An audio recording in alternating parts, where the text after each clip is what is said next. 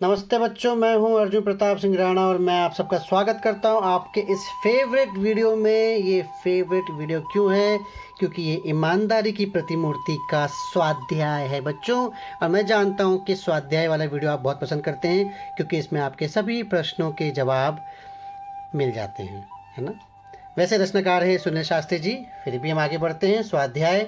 उम्मीद है कि इस ईमानदारी की प्रतिमूर्ति पाठ को समझाते हुए जो वीडियो मैंने डाला था उसे आपने देखा होगा, समझा होगा, इस पाठ को आपने पढ़ा होगा।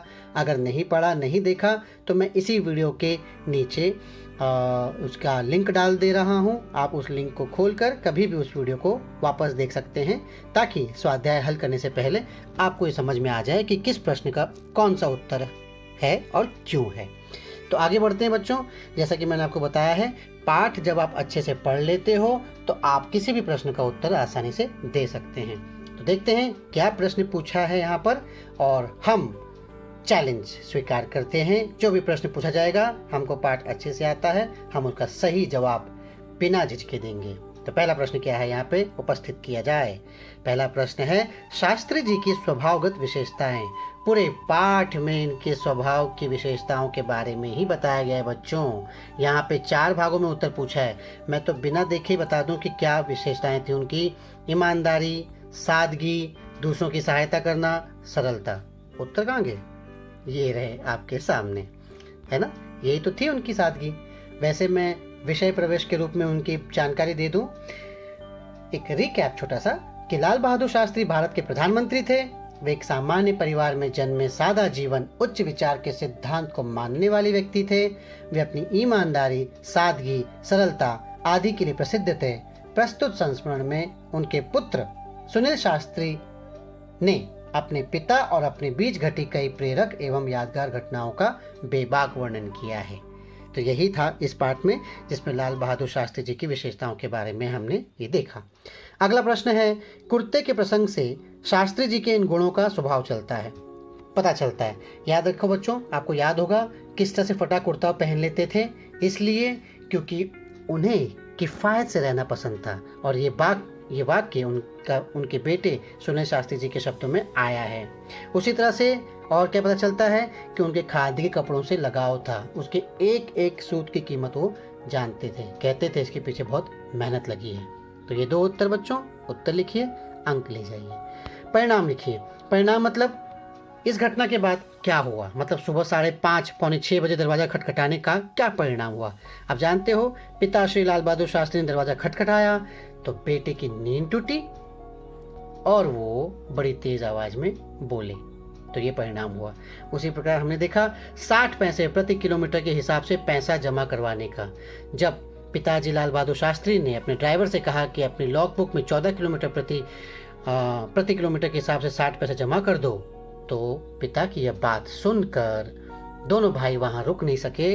कमरे में जाकर देर तक फूट फूट कर रोते रहे, क्योंकि उन्हें एहसास हो गया था कि सरकारी चीज़ों का इस्तेमाल व्यक्तिगत कामों के लिए नहीं करना चाहिए, और अगर आप निजी कामों के लिए उसका इस्तेमाल करते हैं तो आपको उसकी कीमत चुकानी होगी।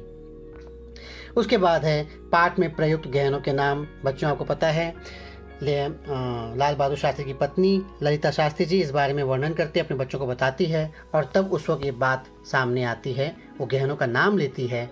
4 उत्तर यहाँ दिए गए हैं। क्या गहनों के नाम लिए जाते हैं? 5 ग्राम सोना, टीका, नथुनी, बिछिया। और टीका, नथुनी, बिछिया को लौटाने से मना कर देती है, याद है आपको ना बच्चों। वो कहती है कि ये मेरे सुहाग की निशानी है, इसके अलावा बाकी जो भी सोने के गहने हैं उसे आप ले लीजिए। और इसी संबंध में अगला प्रश्न ये भी है कि पर जो असल गहना है वह तो है। इस वाक्य से अभिप्रेत भाव लिखिए, मतलब इस वाक्य से आपको क्या पता चलता है, यहाँ पे दिया गया है। तो बच्चों, ये बात वो क्यों कहती है? ये बात वो इसलिए कहती है, वो कहती है ना कि गहने सब ले लो, मुझे कोई आपत्ति नहीं है, क्योंकि मेरा असली गहना तो मेरे पास है ना, और वो आप हो, मेरे पति। तो यही भाव आपको यहाँ पे लिखना है। मैंने अपने शब्दों में लिखा है, आप अपने शब्दों में लिख सकते हैं। स्त्री के सोने चांदी हीरे मोती के गहने उसके शरीर के बाह्य श्रृंगारिक गहने होते हैं, यानी बाहरी रूप हैं। ये गहने स्थायी नहीं है, परमानेंट नहीं है। स्त्री का असली गहना तो उसका पति है, जो जीवन भर उसका साथ निभाता है। और यही बात ललिता जी अपने पति को कहती हैं कि असल गहना है वो आप हैं, और वो तो है। इसके बाद प्रश्न है पर शब्द के दो अर्थ लिखिए। पर शब्द, एक पर तो हम कहते हैं ना कि मैंने तो कहा था पर आपने सुना नहीं, तो पर तो एक तो है पर लेकिन, दूसरा हम बोलते हैं ना पक्षी के पर गिनो, पक्षी के पर, तो पर यानी पंख भी होते हैं। तो यहाँ पे हमको उन दोनों के जो पर शब्द के दो अर्थ हैं वो लिखने हैं और वाक्य में प्रयोग करने हैं। तो पर का पहला अर्थ पक्षी का पंख या डैना कह सकते हैं उसे, तो वाक्य में प्रयोग करेंगे गिद्ध के पर बहुत बड़े और भारी होते हैं।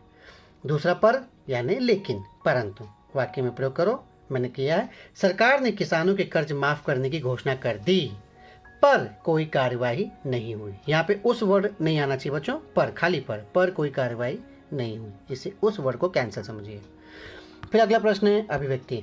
मैंने आपसे पहले भी कहा है बच्चों, हर पैराग्राफ में हर परिच्छेद के बाद 2 नंबर का एक स्वमत प्रश्न पूछा जाता है जिसमें आपको अपने विचार लिखने होते हैं। सादा जीवन उच्च विचार, इस विषय पर मेरे विचार हैं कि जो आपने इस पाठ का वीडियो मेरा देखा है तो उसमें मैंने पूरी छोटी सी स्पीच इस पर दी है। सादा जीवन उच्च विचार। जीवन में 2 प्रकार के लोग होते हैं, एक वो जो भौतिक सुख सुविधाओं को ही अपना जीवन का उद्देश्य मानते हैं और दूसरे वो जो कुछ है उसी में संतुष्ट रहते हैं, उसी में परिवार को चलाते हैं।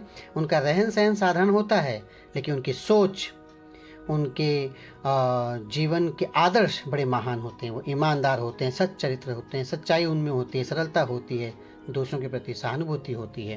तो यही सादा जीवन उच्च विचार है। ऐसे आप अपने शब्दों में लिख सकते हैं। ऐसे प्रश्नों को कभी छोड़िएगा मत बच्चों, 2 नंबर के लिए आपको नंबर मिलता ही मिलता है, ज़रूर लिखा कीजिए। अगला कदम है भाषा बिंदु की तरफ बढ़ते हैं। भाषा बिंदु, निम्नलिखित वाक्यों को व्याकरण नियमों के अनुसार शुद्ध करके लिखिए।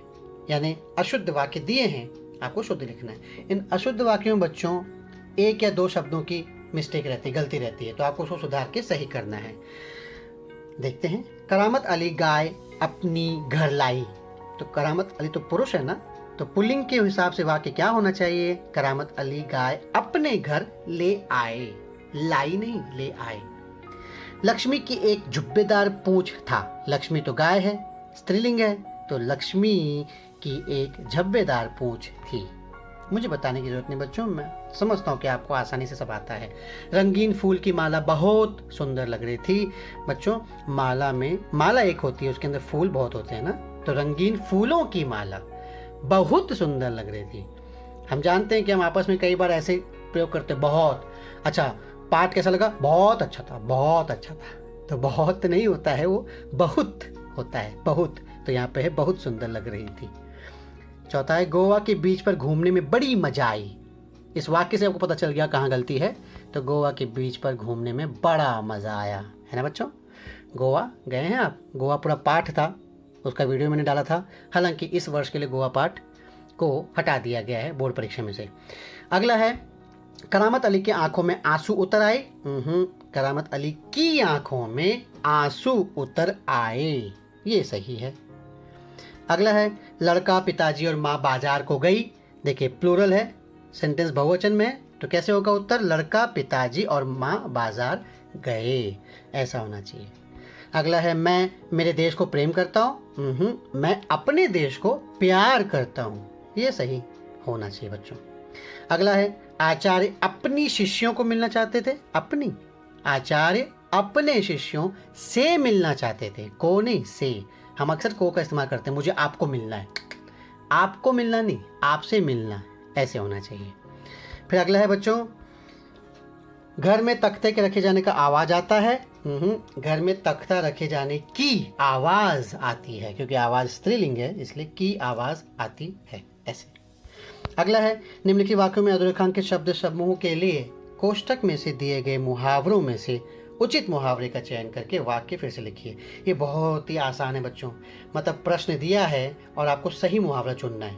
प्रश्न देखते आपको पता चल जाता है कि सही मुहावरा क्या लगेगा। करामत अली हौले से लक्ष्मी से स्नेह करने लगा, तो क्या होगा? इज्जत उतारने लगा, हाथ फेरने लगा। हाथ फेरना नहीं, स्नेह करना, प्यार करना ना, तो यही है। करामत अली हौले से लक्ष्मी पर हाथ फेरने लगा। फिर अगला है सार्वजनिक अस्पताल का ख्याल आते ही मैं भयभीत हो गया। भयभीत, भयभीत का मतलब क्या होता है बच्चों? डर जाना ना, कांप जाना। तो देखो यहाँ पे लिखा है ब्रैकेट में, सार्वजनिक अस्पताल का ख्याल आते ही मैं कांप उठा, ये इसका सही उत्तर होगा। फिर अगला है क्या आपने मुझे अपमानित करने के लिए यहाँ बुलाया था? सीधी सी बात है, यहाँ पे इज्जत उतारना उसका मुहावरे का अर्थ, मुहावरा जो लगेगा वो है इज्जत उतारना। तो क्या आपने मेरी इज्जत उतारने के लिए यहाँ बुलाया था? अब यहाँ देखो बच्चों, मुझे की जगह पे मेरी हो गया। अगर आपने लिखा क्या आपने मुझे इज्जत उतारने के लिए यहाँ बुलाया था, गलत, क्योंकि मुझे इज्जत नहीं उतारना है, मेरी इज्जत उतारी जा रही है, मतलब मुझे अपमानित किया जा रहा है, इसलिए मुझे की जगह पे यहाँ पे मेरी शब्द का इस्तेमाल होगा। अगर आपने नहीं किया तो आपके अंक कट सकते हैं। फिर अगला है सिरचन को बुलाओ चापलूसी करता हुआ हाजिर हो जाएगा। तो सिरचन को बुलाओ दुम हिलाता हुआ हाजिर हो जाएगा। सही कहा। फिर पांचवा, पंडित बुद्धिराम काकी को देखते ही क्रोध में आ गए। तो इसका सही जवाब क्या होगा बच्चों? पंडित बुद्धिराम काकी को देखते ही तिलमिला उठे, ऐसे। अब है उपयोजित लेखन यानी कंपोजिशन पार्ट। बड़ा आसान, बड़ा अच्छा, इसमें आपके सोच को, आपकी बातों को आपको कहने का मौका मिलता है। कहानी दिया गया है कि निम्नलिखित मुद्दों के आधार पर कहानी लिखिए, उसे उचित शीर्षक दीजिए। शीर्षक के साथ बच्चों सीख लिखना भी ज़रूरी है। सीख अवश्य लिखना चाहिए कि कहानी से आपको क्या सीख मिलती है। 5 अंक के लिए आता है। यहाँ पे क्या दिया है? गाँव में लड़कियाँ सभी पढ़ने में होशियार। ठीक है, इसको आप बना सकते हैं। गाँव में पानी का अभाव, कमी थी, तो लड़कियों का घर के कामों में सहायता करना, करती हैं लड़कियां। बहुत दूर से पानी लाने के लिए दूर जाना पड़ता था। पढ़ाई के लिए कम समय मिलना, सही बात है, दूर जाएंगे आएंगे तो कम समय मिलेगा। लड़कियों का समस्या पर चर्चा करना कि क्या इस समस्या का समाधान निकालें। समस्या सुलझाने का उपाय खोजना। क्या उपाय खोजा होगा बच्चों उन्होंने? दूर से कहीं से पानी लेकर आते हैं, यानी इनके गाँव में पानी उपलब्ध नहीं है। पानी कहाँ से मिलता है? तालाबों से मिलता है, कुओं से मिलता है, नदियों से मिलता है। जाहिर सी बात है इनके गांव में नदी नहीं है, तालाब नहीं है। कुआं बना सकते हैं। कुआं मैन मेड होता है ना, मनुष्य निर्मित। तो कुआं बनाने का निर्णय करती हैं लड़कियां। यहाँ पे लिखा नहीं है, विचार आपको अपने हिसाब से इस्तेमाल करने हैं, खुद सोचना है। तो लिख सकते हैं कि उन्होंने गाँव वालों की सहायता से कुआं बनाया, सफलता पाया और उनकी पानी वाली समस्या खत्म हो गई। फिर इसको आप शीर्षक दे सकते हैं। और शीर्षक क्या दे सकते हैं बच्चों? सूझबूझ का फल, लड़कियों की समझदारी। और सीख क्या लिख सकते हैं? सीख ये है कि मिलजुल कर विचार करने से, सही विचार का इस्तेमाल करने से या समझदारी से सभी समस्याओं का हल निकाला जा सकता है। कहानी लिखने में कुछ नियम है बच्चों, उन नियमों का पालन जरूर करना चाहिए। क्या? सबसे पहले कहानी की रूपरेखा को अच्छी तरह से समझो। फिर कहानी के हर संकेत को क्रम से विस्तार दो जो कुछ दिया गया है। कहानी के स्थान, पात्र आदि को नाम दो। किस स्थान की कहानी है, इसके पात्रों को नाम दो। उनके बीच में आपसी संवाद पैदा करो। घटना का संक्षेप में वर्णन करो। और सबसे महत्वपूर्ण नियम, कहानी भूतकाल में ही होनी चाहिए, पास्ट टेंस में। आप वर्तमान में, भविष्य में नहीं लिख सकते कहानी। कहानी वही है जो भूतकाल में बनी है। उसके बाद ये है कि कहानी को 3-4 परिच्छेदों में बांटो। विराम चिन्ह और सही जगहों पे मुहावरों का इस्तेमाल करना चाहिए। और लिखने के बाद एक बार पूरी कहानी वापस पढ़ो। शीर्षक और सीख तो लिखना ही है। इस तरीके से आप कहानी लिख सकते हैं। इस कहानी को लिखिए बच्चों और मुझे भेजिए मेरे पर्सनल नंबर पर, ताकि मैं जानूं कि आपने कैसा लिखा, सही लिखा कि नहीं लिखा। इसके बाद है निबंध, जल है तो कल है। इस विषय पर 80 से 100 शब्दों में निबंध लिखिए बच्चों। जल के बारे में कुछ कहने की ज़रूरत है मुझे? जल के बिना कुछ हो ही नहीं सकता, जल ही जीवन है। हमारे देश में जल आपूर्ति का मुख्य स्रोत क्या है? मानसूनों द्वारा की गई वर्षा। और इस जल का उचित संग्रह यानी जमा करने के कम साधन होने के कारण एक बड़ा हिस्सा बहकर निकल जाता है। वास्तव में जल है तो कल है।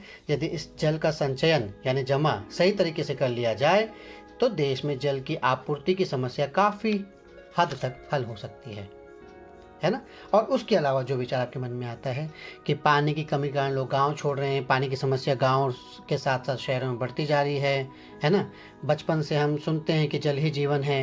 हर इंसान इस नारे का महत्व तो जानता है, लेकिन कोई इस पर अमल नहीं करता। इसीलिए हमें अमल करना होगा। जल संरक्षण करना हमारी जिम्मेदारी है। पानी की बर्बादी और संचयन की समस्या ये कानून के बल पे हल नहीं हो सकती है, जागरूकता लानी होगी।